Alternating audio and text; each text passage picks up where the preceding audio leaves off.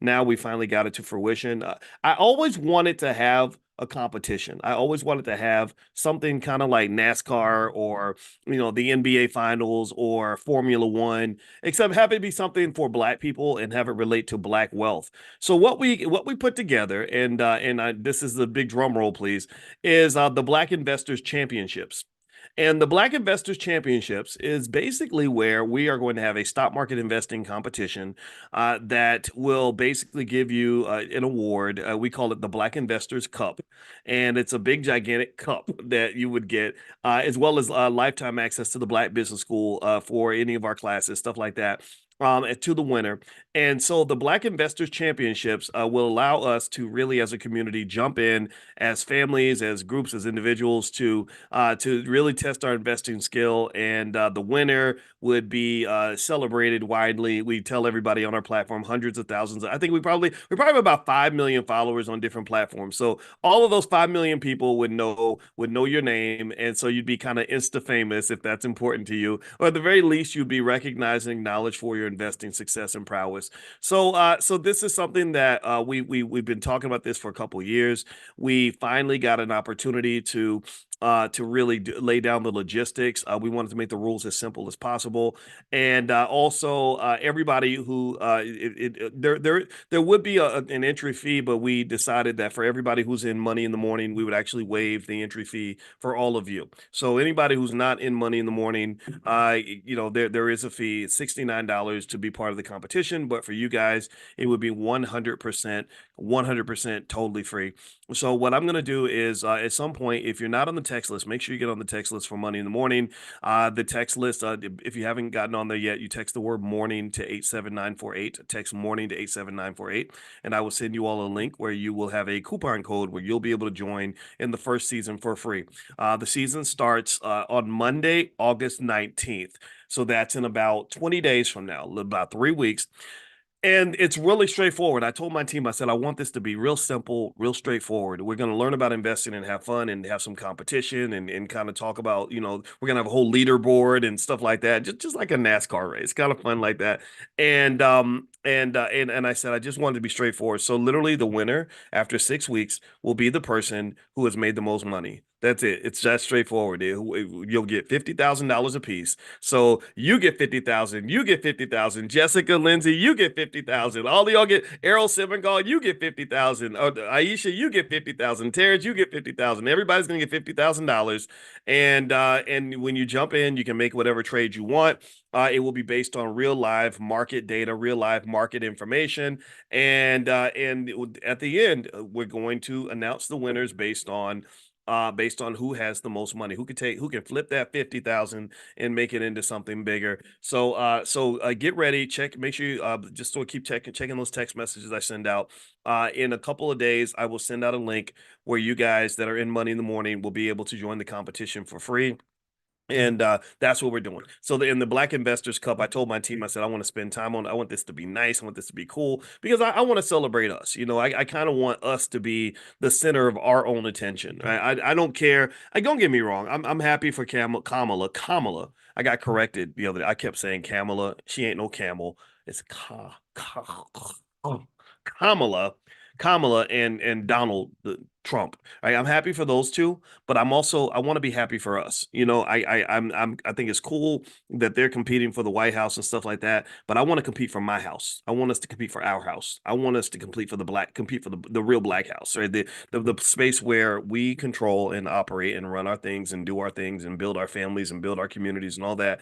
And in fact, actually, I was talking to you guys the other day about how I didn't want to be cynical about all the money that various African American groups have raised for Kamala. I'm gonna start saying Kamala Harris. Which I think is great. I mean, if you really want to talk about who's doing a great job, I'm gonna have to give it to her. Right now, she is looking real presidential. She's looking real mature. She's looking really like she's really ready to take the Oval Office, and she's raising money like crazy. So, anyway, I'm happy for her. But I saw the money that was raised, right? And I saw a group of Black men and a group of Black women get together on big Zoom calls. They would have these massive Zoom meetings. I think it's set like a record on Zoom for the number of people that were on one Zoom meeting, and they raised, a few $1 million. I want to say that the Black community maybe raised a couple of million or something like that. I don't know if that's the exact number. Maybe it's higher, maybe it's lower. But I spoke to you guys the other day about how there's billions of dollars required to run for president. It costs, all the super PACs added up. I want to say it's about $5 billion total that they raise. So that's just not even a game I even care to play, because I don't know how to get $5 billion. And I don't, certainly if I had 5 billion, I'm not gonna pour it into something like that. I'd pour it into the Black community. I'd pour it into a Marshall Plan for Black people, where we can go to Black neighborhoods and revitalize them and educate our own kids and build Black-owned schools and Black-owned businesses. I'd pour it into the what we call in the Black Business School, the Black Core of Three. The Black Core of Three is that we believe that Black people can and should educate our own children, create our own jobs, and support Black-owned businesses. This has nothing to do with hating white people. This has nothing to do with chasing Black jobs. This has nothing to do with getting other people to build better Black schools. Why can't we build the schools and run the schools? Why do I always need somebody else educating my kids? Those are my kids. Those are your kids. Those are our kids. We should be educating our kids, not people who don't like them, who don't understand them, who are going to teach them all the wrong things, who are going to teach them to be white supremacists and brown face. Like that's not appropriate. That's not beneficial to anybody. I want them to learn how to serve the community. I want them to learn how to bring it back home.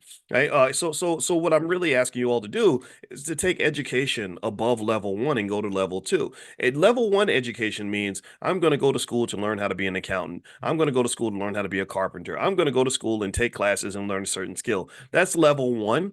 And that's where you're missing the point of education in terms of what actually happens when you go to education. It's almost like those people that watch a hip hop music video and they say, "Oh, it's just entertainment.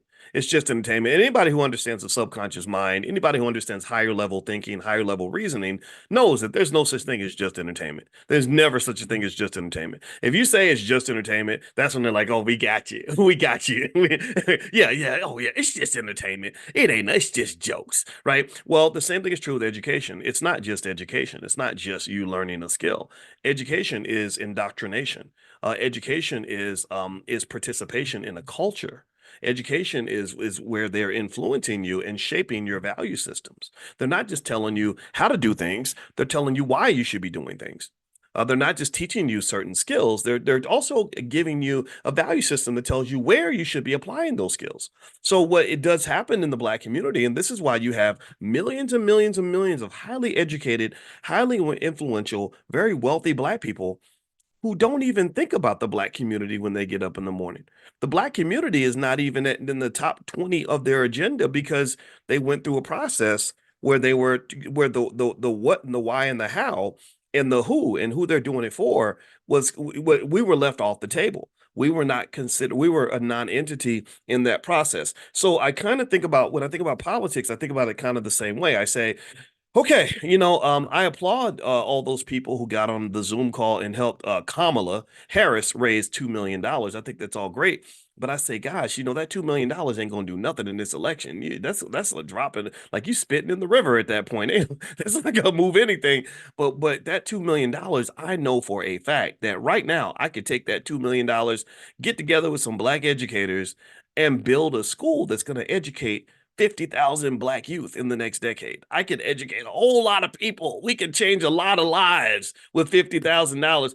I don't really know if putting that, or sorry, I said 50,000. I'm sorry, that number's in my head because that's the competition. I said 2 million. I said 50,000. It ain't, no, not 50. 50,000 is over. You can still actually do something with 50,000, by the way.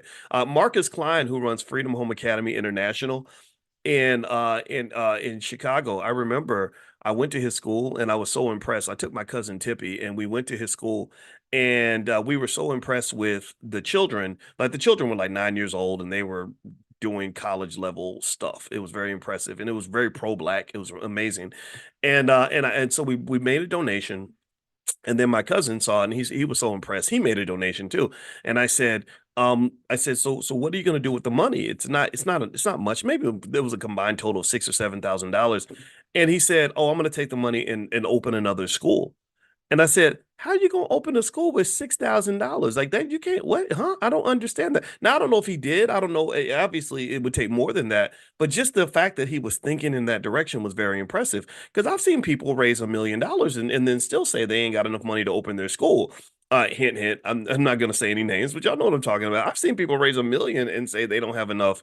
So when you say you have 6,000, but you're gonna get it done, that speaks to a type of energy and a type of commitment that our ancestors had. They where you just work with what you got. You start where you stand. You do what you can with what you got right now, and you don't use make excuses. You understand? I think that not. I think excuses just are a great way to waste your life. Making excuses is a great way to limit your potential. Making excuses is just this wonderful way for you to just sit there and do nothing and then to explain it all away by saying, well, the white man got all the money or they wouldn't let me do it and stuff like that. I still even remember hearing a really famous guy who happens to be white named Mark Zuckerberg, and he was talking about how he's starting Facebook, and he said I didn't understand how to run Facebook when I started it. He said it's a myth to believe that you have all the answers and all the resources in the very beginning. You get those things along the way. You have a journey. There's a whole journey to success, and that journey allows you to learn so much and to grow and to evolve. It's like a movie. Your life is like a movie. You ever see a movie where the character in the very beginning is very different from the character at the end? They call that character development, right? So you go through this hero's journey. Just so you know, all these Hollywood movies, they kind of all go back to the hero's journey. This pattern of storytelling from thousands of years ago, and literally in the beginning, the character in the beginning is never the same as the character at the end. He meets a guide, he runs into these obstacles, he has one goal, and then maybe he gets his goal, but by the time he finally gets the girl or gets the money, he realizes he doesn't want it anyway because he's evolved so much. So you're going through the hero's journey in your life. You are the hero, you are the superstar in your own life, you are the main character in your own story. You are Tyler Perry in your way through life. You know how Tyler makes those movies. It'll say written by Tyler Perry, directed by Tyler Perry, produced by Tyler Perry, starred by Tyler Perry. Well, you are the Tyler Perry because when it comes to that thing called your life, when it comes to this, your journey, your hero's journey to whatever destination you've chosen for yourself, you are the writer, you are the director, you are the producer, you are the star. And that it can be a good thing or a bad thing. It can be a good thing or a bad thing. It can be bad if you're constantly feeling like everybody else is controlling your story but you. That's not who you're supposed to be, right? But if you understand, like, wait a minute, I'm writing this thing, I'm directing, I'm producing, I can change the lighting, I can change the story arc, I can do a pivot on the main character, I can add characters, I can kill people off, I can kill off the character in the next scene. That's a lot of power. You have a lot of power when it comes to shaping your own hero's journey. So I encourage you to just go on the journey. Go on the journey and just know that just like the regular hero's journey, where you start ain't gonna be where you finish. Who you are in the beginning won't be who you are at the end. When I started my hero's journey of trying to get a PhD in finance, which is really hard to do, I thought I came in as a cocky ass 22-year-old superstar student. I had blown away my undergraduate experience. Like undergrad was a joke for me. It was really easy. I unleashed whatever it was I had. My teachers never saw it. I didn't know it was there. All through high school and middle school, I thought I was dumb because that's what they do to the black boys. They alienate us. And also, I'm not an easy black boy. I was high energy, probably had ADHD. I'm very pro-black. I'm loud. I get on a lot of people's nerves. I really do. Even when that celebrity called me and was like, if I see you, I'm gonna beat you up. I was like, I kind of get it. If I was you, I'd be mad at me too. I got under your skin. I'm good at that. I'm living rent free in your head, and now you run around punching the air because you're. It's happened before, and I'm sorry. I totally understand, right? So I get it, right? I'm not easy to understand. I'm not easy to love. Shout out to my wife because she's been able to love me for all these years, and I love her very much because of that. So in college though, I kind of started to figure out okay, I can do this thing. I can do this whole school thing, right? So I did really well. I just I mean I was like the Michael Jordan academically among the black students. I got all the awards. Every time I went up for an award, I always won it. I had my GPA was like way higher than the second highest person. I had three bachelor's degrees. Sorry, I got two bachelor's degrees. I could have got three. I just got lazy, and I had a triple major, right? So I'm coming in to my hero's journey as a doctoral student, believing like I could just do anything, and that cockiness is a very dangerous thing. When you get arrogant or you think you know everything or you think you can do anything, you're in big trouble. I think confidence is helpful, but you can't have so much confidence that you stop working or you somehow believe that it's just going to work out just because you are who you are, because when you get punched in the mouth, you may not know how to respond to that. Right, a champion doesn't know how to respond when something comes along and just barrel punches you. You get a hammer in your face. You're like, whoa, what happened? And it's easy to get demoralized. And so when I got into my PhD program, I talked to this. It was a white boy named Scott. I don't know who Scott is. I don't know where he is. I think he's a professor somewhere. And I remember he explained to me, in when I was coming in, he said, I can't tell you how hard this is. He said, I can't explain it to you. You just have to be, you just have to be here. You just have to go through it, and then you'll know. And I was like, oh, please, come on. I'm a workhorse. I'm like, I'm a soldier. I got this. Oh, this is gonna be easy for me. Lord Jesus, was that boy not right? I mean, what was he? I mean, and it's funny. He was like a real He was probably kind of a little bit racist. There was a lot of conservative white boys in the field of finance. That finance was a tough field in that way. But it don't matter. He was so correct. I got in there, and I mean, I'd never seen anything like this before. I'd never seen like a situation where you got 3 days to read three books, that are all 200 pages long and learn everything. And I'd never seen situations where you study 8, 9, 10 hours a day and still get a 20 on your test out of 100. I'd never seen that. I'd never sat next to people who where somebody casually says that they got the eighth highest math score in China. I'd never been in that situation, or sat next to a Russian student who was hungry his whole life, so he literally would memorize the entire textbook from front to back, like did not stop studying at all. That was very humbling for me. And so what happened was, in that experience, it was a lot of ups and downs. It was very difficult. It was very embarrassing because there was a lot of failure. I had to sleep with failure. I had to look failure in the face. I had to swim in failure a lot, and that will humble the hell out of you. And but the thing about it is that there's something about hitting rock bottom that just where you just literally if you come back from that, you come back just such a different person. Sometimes you have to die in order for you to truly live. The old you has to die before the new you can be born. So the new Boyce, the Boyce that you guys know, the Boyce that you see, that guy was born in 1999. He was born when I was 28 years old, because that's when the old Boyce just died. The old Boyce gave up. The old Boyce couldn't survive in the world that he was in. And so a new Boyce had to be created. And that new Boyce was able to go on and really accomplish things. But it was the hero's journey. The person I was when I was that cocky 22-year-old was not who I was when I was the 32-year-old college professor, or the 42-year-old, or the 52-year-old. And so I would just encourage you to just sort of accept your process. Whatever your process is, you got to go through it. If you go through it, you will win. You will be rewarded for that. But it is not typically going to be without some sort of discomfort or some sort of significant pain.